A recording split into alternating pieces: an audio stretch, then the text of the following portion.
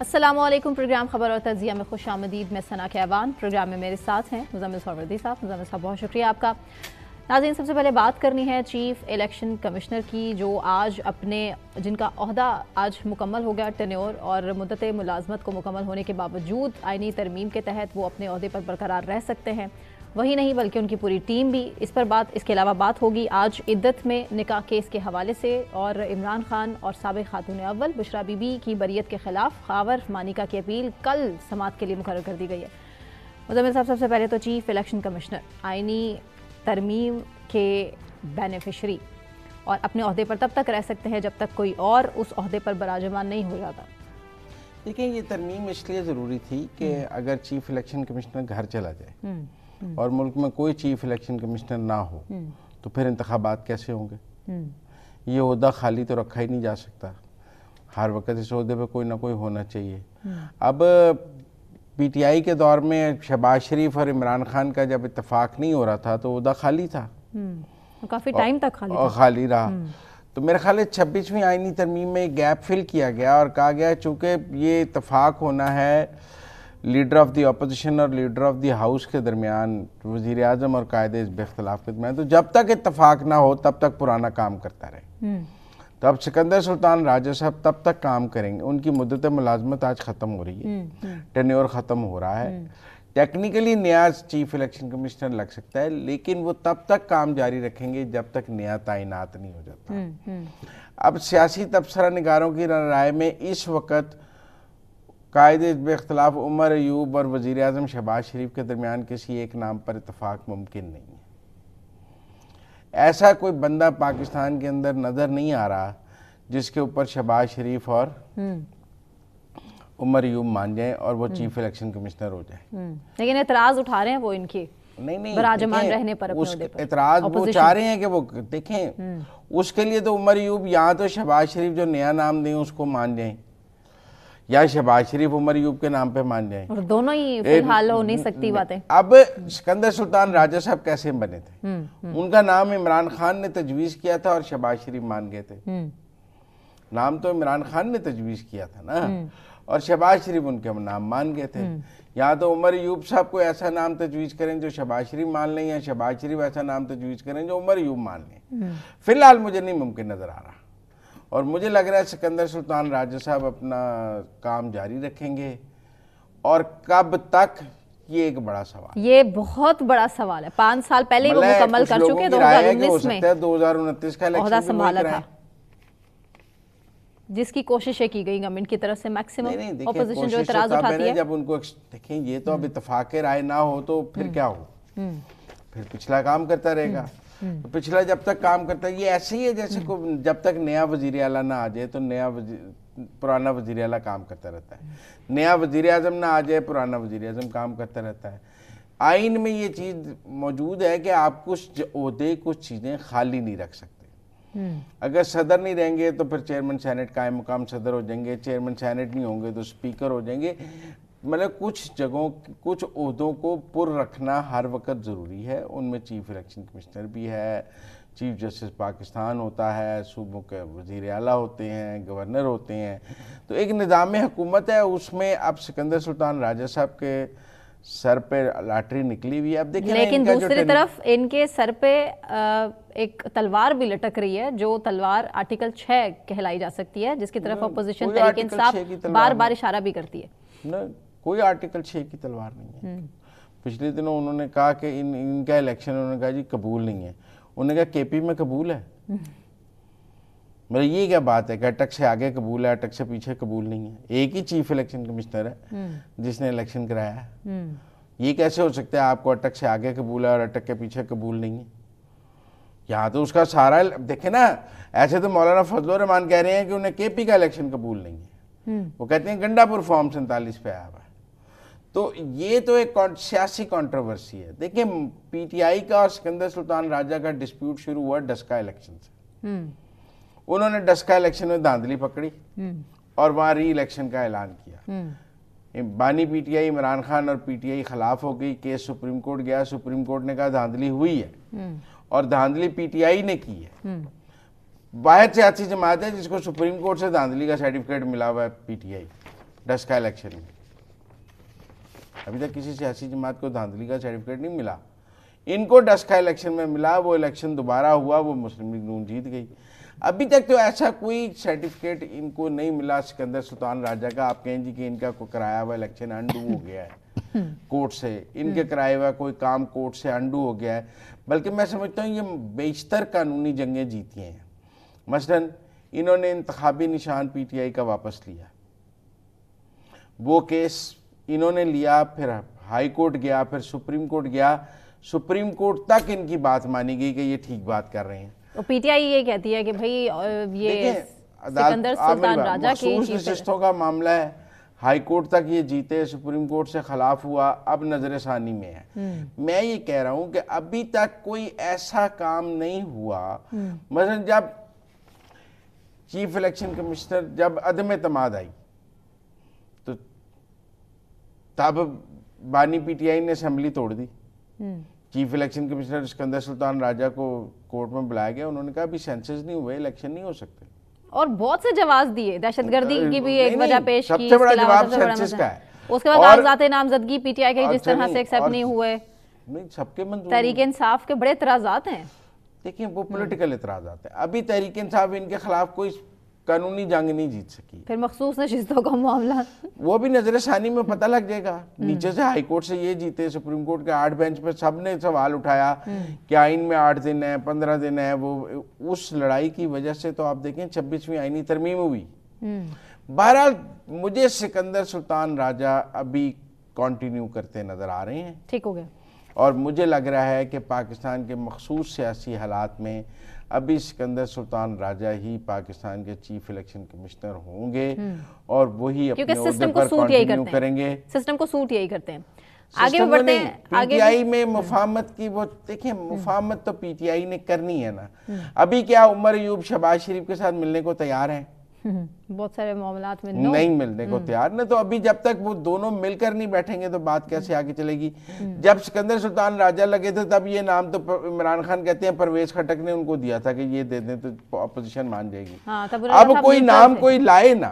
अब चूंकि वफादारियां बदल चुकी हैं, एतराजात उठ रहे हैं। अब अगला एक और बड़ा सवाल है मुजम्मिल साहब के सूरत हाल हमें जो बड़ी हवाओं के रुख तब्दील होते नजर आ रहे थे, अब वही हवाओं के रुख अजीब होते नजर आ रहे हैं। जब 14 साल पहले ही कैद की सजा सुना दी गई है, 190 मिलियन पाउंड केस की सजा। इसके अलावा इद्दत में निकाह का केस एक बार फिर से अपील के लिए कल समात अपील इसकी जो कल समात है उसको मुकर्रर कर दिया गया है। अब इसमें भी खिलाफ फैसला आ जाता है तो फिर क्या होगा? मुज़ाकरात तो भाई दूर दूर तक नाकाम ही नजर आ रहे। ये इंटरेस्टिंग है क्योंकि अब जो नए जज हैं आज़म खान वो इसको सुन रहे हैं, और पहले भी जो तोशा खाना वाला है वो भी नए जज इनाम साहब सुन रहे थे।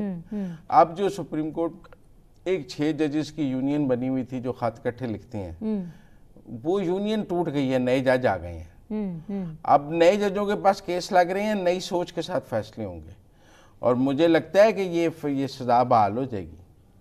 ये भी बहाल हो जाएगी? ये भी बहाल हो जाएगी। पहले कोई कसर रह गई है? ये भी बहाल हो जाएगी।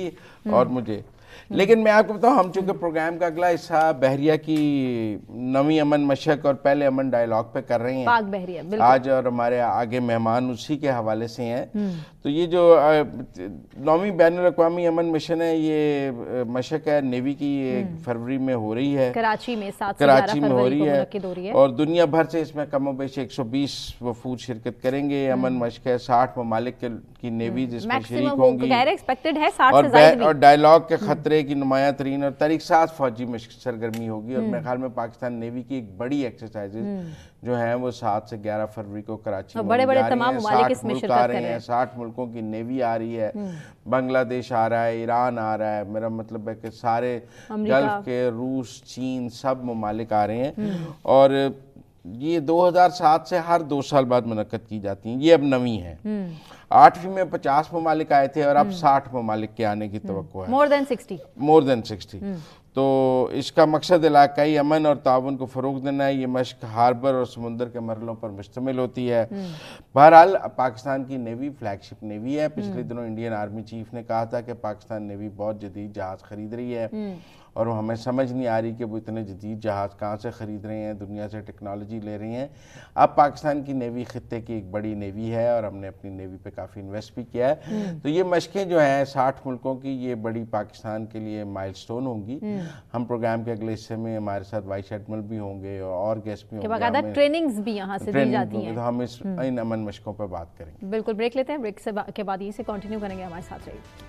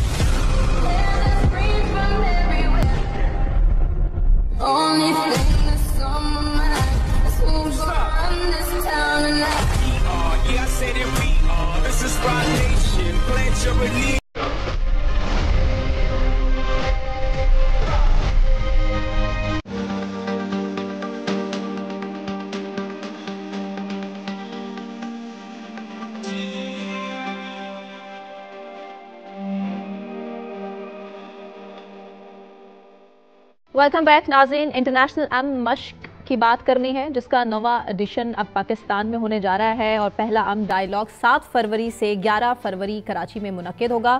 امریکہ, چین, ترکی, سعودی عرب, ملائیشیا, انڈونیشیا, بنگلہ دیش, روس سمیت 60 ممالک ہیں جو کہ اس میں شرکت کریں گے, اور اس کا مقصد پوری دنیا میں جو بدامنی پھیلی ہے اور اس کے جڑے جو خطرات ہیں اس کا سلوشن نکالنا ہے. اس حوالے سے ہم بات بھی کر لیتے ہیں. ہمارے ساتھ موجود ہیں vice admiral retired Ahmad Saeed صاحب. تھینک یو سو مچ سعید صاحب آپ کے وقت کے لیے. مزمل صاحب, اوور ٹو یو. جی, سعید صاحب صدر ہیں نیشنل انسٹیٹیوٹ آف میری ٹائم افیئرس کے اور ماہر سمجھے جاتے ہیں میری ٹائم افیئرس کے. السلام علیکم احمد سعید صاحب.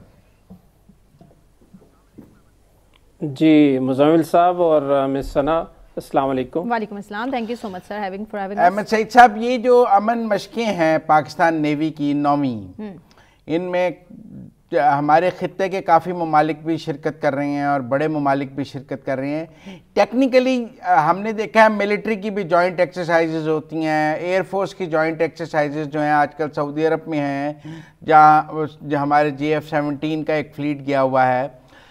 ملٹری یہ جو نیوی کی جوائنٹ ایکسرسائزز ہوتی ہیں یہ باقی آرمی اور ایئر فورس سے کس طرح مختلف ہوتی ہیں؟ جی, اس کے لیے تھوڑا سا میں یہ بتانا چاہوں گا کہ جو سمندر ہے وہ یونائٹڈ نیشنز کے convention on law of the sea کے تحت یہ انسانیت کا ایک انہوں نے کہہ دیا کہ یہ ان کی میراث ہے. اس حوالے سے سمندر کا تقریباً 60% وہ ایریا ہے جو کہ کسی ملک کی حدود میں نہیں آتا, اور باقی جو ہے باقی ممالک کی حدود میں آتا ہے. تو جن ممالک کی حدود میں آتا ہے تو ان کی یہ رسپانسبلٹی ہوتی ہے کہ وہ اپنے اپنے ایریا میں جو تجارت ہے, جو جرائم ہے سمندری, ان کی بیچکنی کریں. لیکن جو ایریا اس میں نہیں آتا اس کے لیے پھر تمام ممالک مل کے ایک سسٹمز بناتے ہیں, یہ انڈر UN کے ہی ہوتا ہے, جس میں کہ ان تمام جگہوں پہ یہ سارے ممالک مل کے آپریٹ کرتے ہیں. تو جب تک ہم مل کے نہیں بیٹھیں گے تو اس کے لیے مل کے آپریٹ کرنا مشکل ہوتا ہے. تو اس کے لیے اس طرح کے پلیٹ فارم جنریٹ کیے جاتے ہیں جن کے اندر یہ تمام فورسز جو ہیں وہ بیٹھ کے اس علاقے سے متعلق جتنے بھی چیلنجز ہیں ان پہ بات کرتی ہیں, اور اس کے بارے میں یہ اس کو کیسے ایڈریس کرنا ہے یا میٹیگیٹ کرنا ہے اس کے بارے میں یہ پھر آگے چل کے طریقہ اپنا اس کے بارے میں اپنایا جاتا ہے. جی, اس جو کانفرنس ہو رہی ہے اس میں بنگلہ دیش بھی ہے, ایران بھی ہے, ملیشیا ہے, لیکن ہمارے جو سی بارڈرز ہیں, جو سمندری حدود ہیں, وہ کچھ تو بنگلہ دیش کے ساتھ لگتی ہیں, کچھ ایران کے ساتھ لگتی ہیں اور کچھ انڈیا کے ساتھ رکھتی ہیں. تو اگر میں کہوں کہ سمندر میں بھی انڈیا ہمارا ہاسٹائل نیبر ہے اور بنگلہ دیش اور ایران کے ساتھ ہماری اس حوالے سے زیادہ جو ہے انڈرسٹینڈنگ موجود ہے سمندر میں بھی. اس کو تھوڑا سا مختلف انداز میں ہم دیکھتے ہیں جب ہم سمندر پہ دیکھتے ہیں، کیونکہ سمندر میں اس طریقے سے حدود کا تعین بالکل ریسٹرکٹڈ نہیں ہوتا، بلکہ ان کی جو سمندری حدود ہیں ان کے درمیان سے ہماری تجارتی شپس بھی جاتے ہیں اور ہماری سی لینز بھی ہیں، اور اسی طریقے سے انڈیا کی بھی جو ہیں وہ تجارتی مفادات ہمارے علاقے سے گزرتے ہیں۔ تو اسی لیے یونائٹڈ نیشن کی جو ہمارے اوپر رسپانسبلٹیز ہیں ایک میری ٹائم نیشن کے ناطے، ہم دونوں کو ایک دوسرے کو اکوموڈیٹ کرنا پڑتا ہے۔ تو اس وجہ سے ہماری اس حوالے سے انٹر ڈیپینڈنس بھی ہوتی ہے۔ اسی طریقے سے فشریز میں آپ آ جائیں گے تو جو مائگریٹری فش ہوتی ہے وہ ہمیشہ موو کرتی ہے۔ اب تو بلو اکانومی کی بھی بات کی جا رہی ہے بہت زیادہ کہ جی سمندر کی پاکستان بلو اکانومی میں بہت پیچھے ہے، اور کہہ رہے ہیں کہ ہمارے پاس تجارتی جہاز بھی کم ہیں۔ تو آپ اس بلو اکانومی میں پاکستان نیوی کا کیا کردار دیکھتے ہیں؟ جی اوور آل تو دیکھیں جی بلو اکانومی کا بہت بڑا پوٹینشیل ہے، اور جتنے بھی ترقی یافتہ ممالک ہیں ان کی جو جی ڈی پیز ہیں اس میں تقریباً یہ 10 سے 12% اس کی کنٹریبیوشن ہوتی ہے، اور اوور آل جو میری ٹائم ممالک ہیں ان کی جی ڈی پی میں اس کا تقریباً ایوریج 6% ہوتا ہے، جبکہ ہمارا جو ہے وہ 1.5% ہے، جو بہت کم ہے۔ تو ہمارا پوٹینشیل بہت ہے۔ اب گورنمنٹ نے ابھی پالیسیز بنائی ہیں جس میں کہ اس طرف توجہ دی جا رہی ہے۔ ابھی میرا خیال دسمبر 2024 میں اڑان پاکستان کے نام سے جو ایک 5 سالہ منصوبے کا افتتاح کیا گیا، اس میں بلو اکانومی کو 10 میں سے ایک کراس کٹنگ تھیم کے طور پہ لیا گیا ہے۔ تو ہم سمجھتے ہیں کہ اس پہ بہت پہلے بات ہونی چاہیے تھی، کام کرنا چاہیے تھا، لیکن یہ ہے کہ اب چلیں دیر آئے درست آئے، اس میں کافی کام شروع ہو گیا ہے۔ یہ جو اس میں کثیر القومی مشقیں بھی ہوں گی، جو بحری مشقیں ہیں جنہیں ہم کہتے ہیں اس امن کانفرنس میں، اس میں آپ کیا دیکھتے ہیں؟ پاکستان کی نیوی کو آپ کہاں کھڑا دیکھتے ہیں خطے کی دوسری نیویز کے مقابلے میں؟ دیکھیں پاکستان اس علاقے کی سب سے میچور نیوی ہے۔ وہ اس لیے ہم کہتے ہیں کہ پاکستان نے اس علاقے کی جو اس طرح کی کمبائنڈ ملٹری جو سسٹمز بنتے ہیں وہ 2004 سے اس میں جوائن کیا، جس میں ٹاسک فورس 150 کہلاتی ہے جو کہ سیکیورٹی سے ریلیٹڈ تھی۔ اسی طریقے سے ایک دوسری کمبائنڈ ٹاسک فورس جو 151 بنی جو کہ پائریسی کے خلاف تھی۔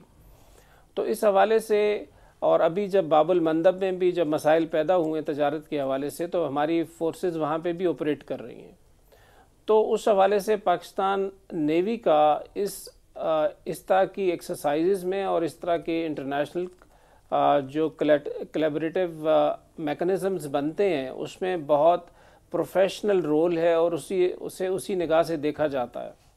اسی وجہ سے آپ دیکھیں کہ آج آپ نے جیسے انٹرو میں کہا مس ثنا نے کہ 60 سے اوپر ممالک اس ایکسرسائز میں آ رہے ہیں، تو یہ پاکستان پاکستان میری ٹائم ڈپلومیسی کا ایک بہت بڑا سکسیسفل ہے کہ ہمارے اوپر اتنا اعتماد کیا جاتا ہے۔ اچھا، اس میں اب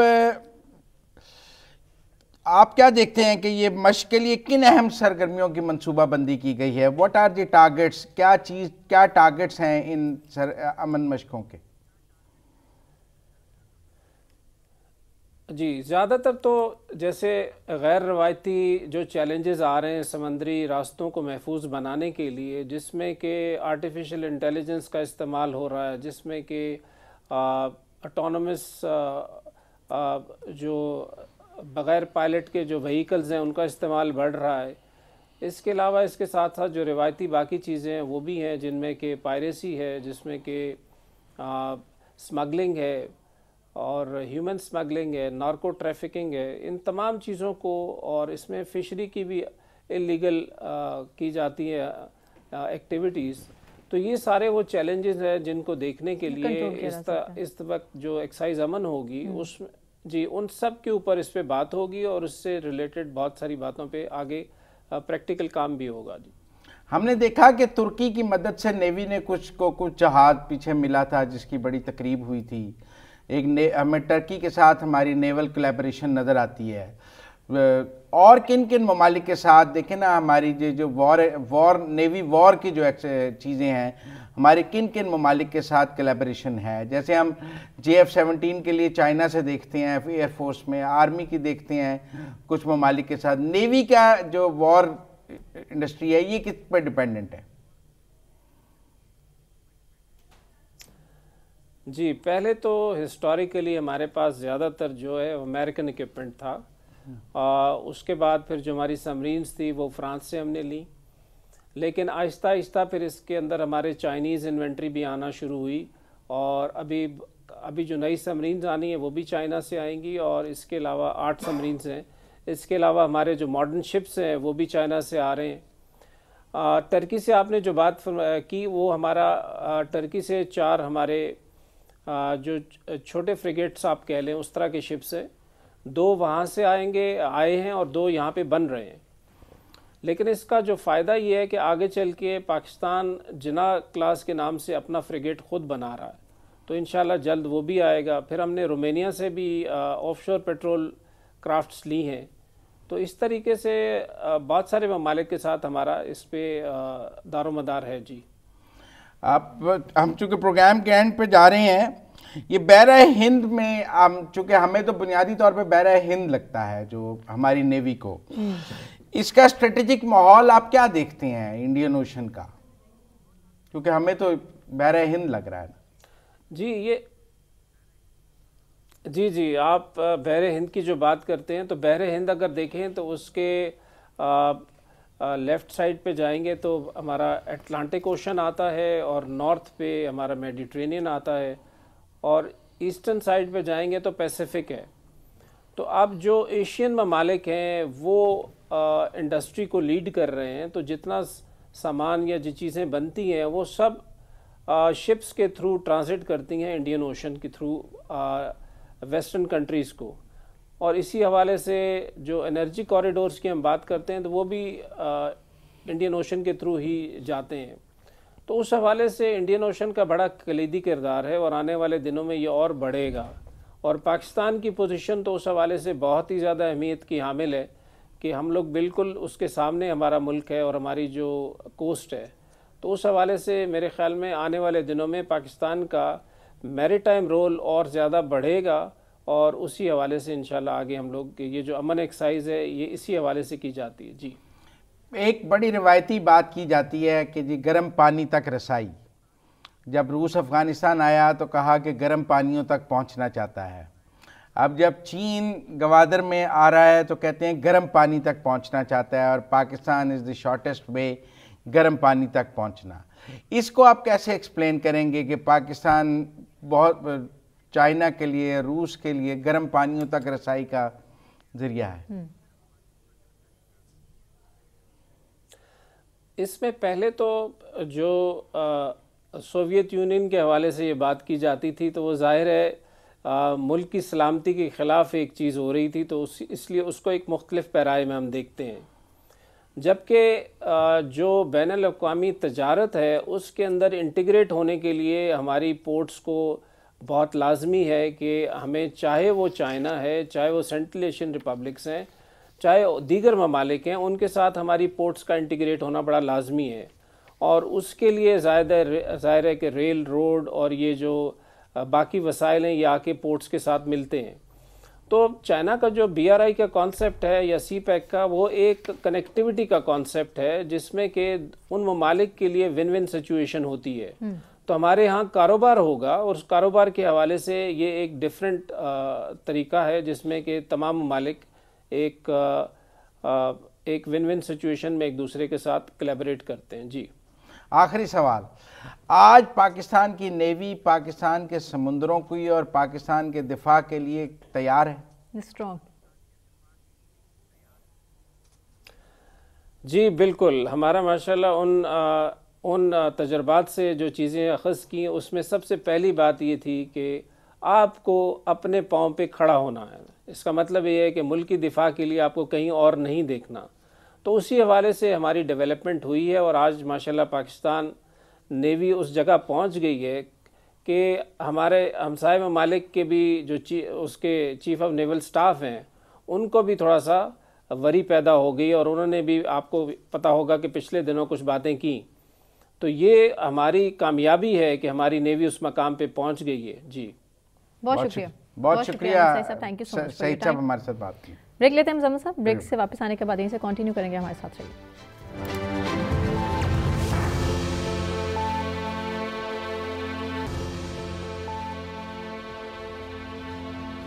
ناظرین، جو امن ڈائیلاگ ہے اس کے مقاصد میں شامل سمندری سلامتی کے مسائل اور خطے کو جو درپیش چیلنجز ہیں اور بلو اکانومی کے ساتھ ان کے روابط کے بارے میں مشترکہ تفہیم کو فروغ دینا ہے. بحری تعاون کے لیے موجودہ میکنزم کی جان بوجھ کر افادیت اور سمندر میں ابھرتے ہوئے چیلنجز سے نمٹنے کے لیے ایک حل کی ضرورت ہے. اس پر مزید بھی ہم بات کرنا چاہیں گے. ہمارے ساتھ موجود ہے ریئر ایڈمرل ریٹائرڈ نوید احمد رضوی صاحب، میری ٹائم ایکسپرٹ ہیں. تھینک یو سو مچ سر.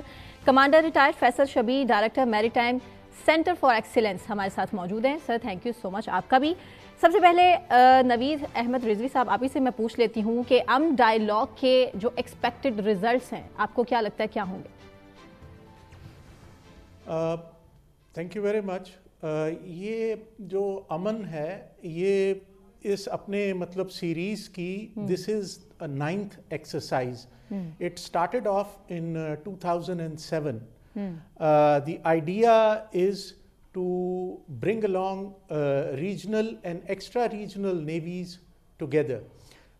اس کے جو مقاصد ہیں دیکھیے، امن اس کا جو لوگو ہے وہ ہے ٹوگیدر فار پیس. سو اس کے دو کمپوننٹس ہیں، ایک ٹوگیدرنیس ہے اور ایک پیس ہے. تو togetherness will lead to collaborative, cooperative and collective security, which is, as you said, linked to the blue economy.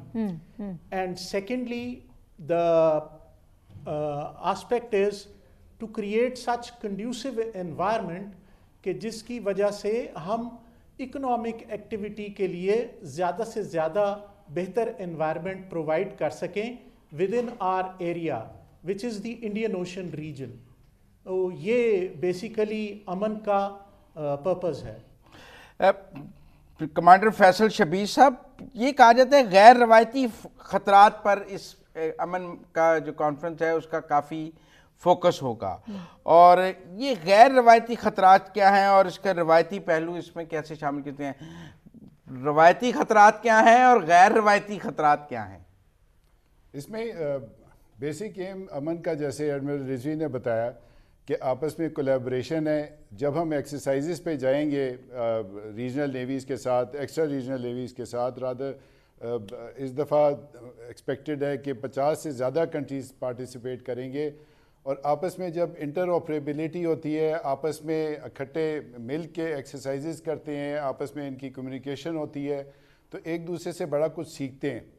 اس میں جس کو آپ بات کر رہے ہیں کہ غیر روایتی، جیسے کہ یہ جن کو ہم نان ٹریڈیشنل تھریٹس کہتے ہیں، اس کے لیے جیسے ہوگی آپ کی میری ٹائم ٹیررزم ہو گیا، پائریسی ہو گئی، اس قسم کی جو ایکٹیویٹیز ہوتی ہیں اس میں جوائنٹ ایفرٹس کرنے کی ضرورت ہے تاکہ سارے ایک پیج پہ ہوں. ساری دنیا کی نیویز جو پارٹیسپیٹ کر رہی ہیں جب وہ اکٹھی ہوں گی تو آپس میں جب ایک پیج پہ ان کی لرننگ ہوگی، انوویٹیو سلوشنز نکلیں گے اس سے، اور اس سے یہ ہے کہ ہم ایک دوسرے سے سیکھیں گے بھی اور آپس میں بھی کوآرڈینیشن بڑھے گی تاکہ ہم ایور ایمرجنگ جو غیر روایتی قسم کے نئے چیلنجز کا سامنا ہے ان کو بہتر طریقے سے حل کر سکیں.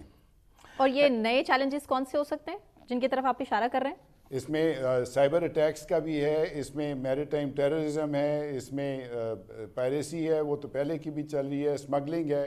اس میں جو نئے نئے طریقے وہ اڈاپٹ کرتے ہیں اس کے اگینسٹ ہم لوگوں نے مل کے ایسے سلوشنز نکالنے ہیں کہ ہم ان سے ایک سٹیپ آگے رہیں تاکہ ہم ان چیزوں کو کیٹر فور کر سکیں، اور انڈین اوشن ریجن میں بھی اور باقی بھی دنیا کے جتنے بھی سمندری خطے ہیں وہاں پر ہم ایکٹیولی کام کر سکیں ایک ہی پیج پہ رہ کے. نوید احمد رضوی صاحب، آپ ٹیکنیکلی دیکھیں، اگر میں سمندر کی بھی بات کروں تو ہمارا رائیول تو انڈیا ہی ہے نیوی میں بھی، اور اگر ہماری کوئی بحری جنگ بھی ہوگی تو چونکہ بنگلہ دیش کے بھی اس میں آ رہا ہے، ایران بھی آ رہا ہے، تو انڈیا ہی ہے. کیا آپ سمجھتے ہیں کہ یہ جو مشقیں ہیں یا امن کانفرنس ہے کہیں نہ کہیں ہماری نیوی کو ہمارے ہاسٹائل نیبر سے نمٹنے میں بھی مدد کرتی؟ بیسیکلی دیکھیں، جو امن کا میں نے پہلے بتایا کہ پیغام ذرا ڈفرینٹ ہے.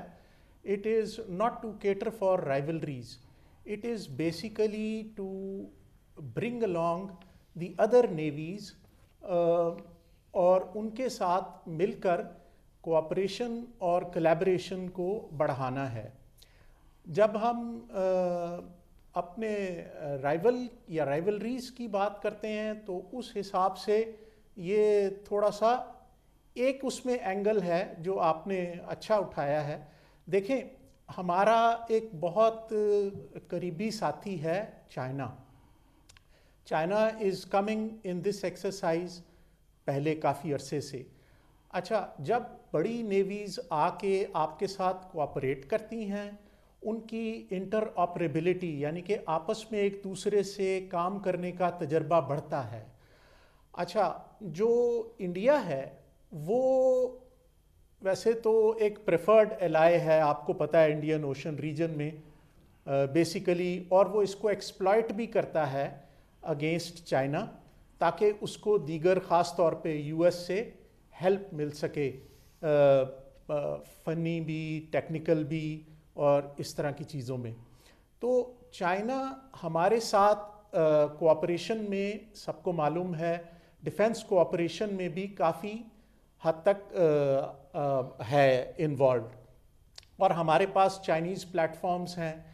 تو ہمیں ان سے یہاں پہ آپریٹ کر کے ایک قسم کا یہ ایک میسج ہے کہ یہ وی آر، کیونکہ یہ ٹائم جو ہے یا ایرا جو ہے یہ الائنسز کا ہے. فیصل شبیر صاحب، بنگلہ دیش آ رہا ہے. پاکستان اور بنگلہ دیش کے 12-13 سال تو حسینہ واجد کے دور میں ہاسٹائل ریلیشنز رہے، اور پہلی جو ہماری امن مشقیں تھیں ان میں تو بنگلہ دیش نہیں تھا. اس بار بنگلہ دیش آ رہا ہے اور اب پاکستان اور بنگلہ دیش کے ڈیفنس کوآپریشن بھی ہم دیکھ رہے ہیں. آپ نیوی میں دونوں نیویز کا ڈیفنس کوآپریشن دیکھتے ہیں؟ کیونکہ ابھی تو ایئر فورس اور ملٹری کی بات ہو رہی تھی. دیکھیں، جیسے ایڈمرل رضوی نے پہلے بھی بات کی کہ اس کا امن کا مطلب ہی پیس ہے، اینڈ ٹوگیدر فار پیس اس کا موٹو ہے. ہم تو ہر ایک کو ویلکم کرتے ہیں کہ جو بھی اس میں پارٹیسپیٹ کریں، اور بنگلہ دیش بھی ہمیشہ سے ہم اس کو ویلکم کرتے ہیں کہ ہمارے ساتھ ایکسرسائزز میں شامل ہو. اور یہ خوش آئند بات ہے کہ ہم جتنے زیادہ ملکوں کو ہم انوائٹ کر سکیں اور وہ ہمیں جوائن کر سکیں اتنا ہی اچھا ہے، کیونکہ ہم نے ایک دوسرے سے سیکھنا ہے، ایک دوسرے کے ساتھ کوآپریٹ کرنا ہے، اور ایک ساتھ آگے چل کے ہم نے سمندری جتنے بھی ہمارے چیلنجز ہیں ان کو مل کر نمٹنا ہے، تاکہ ہم انڈین اوشن ریجن میں ایک ایسا کلائمیٹ کنڈیشنز کریٹ کر سکیں کہ جس میں بلو اکانومی کو سپورٹ مل سکے. رضوی صاحب، یہ جو سمندری حدود کا تنازع ہے، آپ دیکھیں کہ مختلف ممالک کے درمیان انڈین اوشن میں بھی ہے، یہ مشقیں ان سمندری حدود کے تنازع کو بھی حل کرنے میں مدد دیتی ہیں یا وہ اپنی جگہ قائم رہتے ہیں؟ یہ ایک ڈیفرنٹ ہے، اس میں ہم لیگل ڈسپیوٹس ڈسکس نہیں کرتے. اچھا، میں آپ کو ایک اور بات بتاتا چلوں کہ امن کے اندر 2-3 اس کے کمپوننٹس ہیں. ایک تو ہے، دیکھیں، جو ایکسرسائزز کریں گے میوچلی، ہم ایک دوسرے سے بیسٹ پریکٹسز سیکھیں گے. دوسرا، اس میں جو امن ڈائلاگ کا پورشن ہے اس کے اندر سیمینار ہے اور اس میں پیپرز پڑھے جائیں گے which will be related to the collaborative security and how we can in the evolving challenging threat situations اپنے آپ کو کیسے زیادہ بہتر طور پہ پریپیئر کر سکتے ہیں.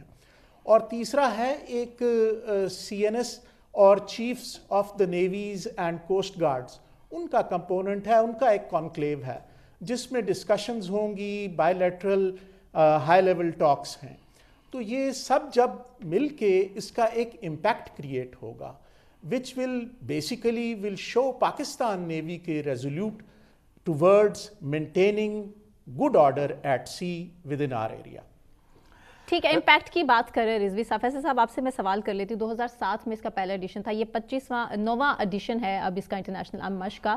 آپ کس طرح سے فرق دیکھ رہے ہیں اس کو پچھلے مشقوں سے، پچھلے ایڈیشن سے؟ اس میں آپ دیکھیں کہ جب ہم نے انیشیٹو لیا تھا پاکستان نیوی نے 2007 میں پہلی دفعہ جب امن ہوئی تھی، اس وقت 28 ممالک نے پارٹیسپیٹ کیا تھا. اور جب ہم 2 سال پہلے جو ہر دوسرے سال ایکسرسائز ہوتی ہے، جو 8th امن ایکسرسائز ہوئی تھی 2023 میں، اس میں 50 ممالک نے پارٹیسپیٹ کیا. ماشاءاللہ 60. اب آپ اس سے اندازہ کریں کہ 28 سے ہم 50 پہ پہنچ گئے بائی 8th امن. یہ انڈیکیٹ کرتا ہے، ایک بڑا کلیئرلی ایک میسج کنوے کرتا ہے کہ پاکستان نیوی پہ دوسرے ممالک کو ٹرسٹ ہے، دوسری نیویز کو ٹرسٹ ہے. اینڈ سیم گوز پاکستان کے اوپر بھی اتنا اعتماد ہے کہ ہم لوگ کانفیڈنٹلی اور ساروں کو ساتھ لے کے چل سکتے ہیں، اور ہم ایک برج کا بھی کردار ادا کر رہے ہیں. اگر آپ 2023 کی امن دیکھیں تو اس میں جاپان سے لے کے چائنا، رشیا، امریکہ، یورپین کنٹریز، ان سارے ممالک نے پارٹیسپیٹ اکٹھے کیا اور ایک ساتھ ایکسرسائزز کی، ایک ساتھ ڈفرینٹ ڈرلز میں شامل ہوئے، کانفرنسز میں شامل ہوئے، سیمینارز میں شامل ہوئے. دس انڈیکیٹس کہ امن ایک بڑا ایک میجر انٹرنیشنل ایونٹ بن چکا ہے، میں کہوں گا دنیا کے نقشے پہ، کہ جہاں پر ہم یہ ہر 2 سال بعد ایکسرسائز کراتے ہیں. اور اس سال ایکسپیکٹڈ ہے 60 سے زائد ممالک شرکت کریں گے انشاءاللہ. وی آر لوکنگ فارورڈ کہ انشاءاللہ 60 سے زیادہ ہوں. اور اس میں یہ بھی بات ہے کہ ہماری جو ایکسرسائز ہوتی ہے یہ صرف کانفرنسز پہ نہیں ہوتی، اس میں سمندر میں بھی ایکسرسائز ہوتی ہیں، ہاربر میں ڈرل ہوتی ہیں. اس کے بعد اس میں اسپیشل آپریٹنگ فورسز بھی پارٹیسپیٹ کرتی ہیں، جوائنٹلی ایکٹیویٹیز کرتی ہیں، ٹریننگز کرتی ہیں، ایکسرسائزز کرتی ہیں. تو اس سے ہم آہنگی تو بہت زیادہ بڑھتی ہے. نوید صاحب، کوئی ٹیکنالوجی ٹرانسفر بھی ممکن ہوتا ہے اس کولیبریشن کے نتیجے میں؟ جو لوگ نیوی میں ہم سے آگے ہیں، جو ممالک، وہ اپنی ٹیکنالوجی بھی ٹرانسفر کرنے پہ راضی ہوتے ہیں، یا these are just the exercises? جہاں پہ میں نے آپ کو بتایا نا کہ جب ہائی لیول ٹاکس ہیں تو سرٹنلی جو ہمارا انٹرسٹ ہے، جب ہم اپنی کیپیبلٹی شو کیس کر رہے ہیں تو کچھ لوگ، جیسے آپ نے بنگلہ دیش کا نام لیا تھا، تو بنگلہ دیش ویسے تو حسینہ واجد کے بھی دور میں ان کے آفیسرز یہاں پہ ہمارے ساتھ پڑھتے رہے ہیں، ہم انہیں پڑھاتے رہے ہیں، اور ویسے ہمارے روابط بڑے پرانے ہیں آف کورس ان کی نیوی کے ساتھ. اینڈ وی ٹو نیویز، ویسے بھی میں بتاؤں کہ جو نیویز ہیں وہ انٹرنیشنلی کیونکہ وہ گلوبل کامنس میں کام کرتی ہیں تو وہ آپس میں ایک دوسرے کے ساتھ بہت زیادہ انٹریکٹ کرتی ہیں. جہاں بھی ہمارا جانا ہوتا ہے، اس کو آپ نیول ڈپلومیسی کہہ لیں یا کوئی اور دوسرا نام دے دیں، ہم جاتے ہیں فار ایریاز میں، اپنی پریزنس شو کرتے ہیں. So we are in fact creating an image of a responsible nation through our navy. تو وہ ہم اگر کسی چیز کو سے متاثر ہیں یا کسی چیز میں امپروومنٹ چاہتے ہیں، ہم آپس میں ٹیکنیکل لیول ٹاکس بھی رکھوا سکتے ہیں اور یہ اس کی طرف ایک پیش خیمہ بھی کر سکتی ہیں. تو وائی ناٹ، یہ ایک بہت اچھا ہو سکتا ہے جس میں ہم، بلکہ ہوتا بھی ہے کہ آپ آگے فردر اس میں بڑھ سکتے ہیں. بہت شکریہ، بہت شکریہ نوید احمد رضوی صاحب آپ کا بھی، فیصل شبیر صاحب آپ کا بھی بہت شکریہ. اسی کے ساتھ ناظرین، مجھے ثنا کیوان کو اور مزمل سہروردی صاحب کو اجازت دیجیے. اپنا بہت خیال رکھیے. اللہ حافظ.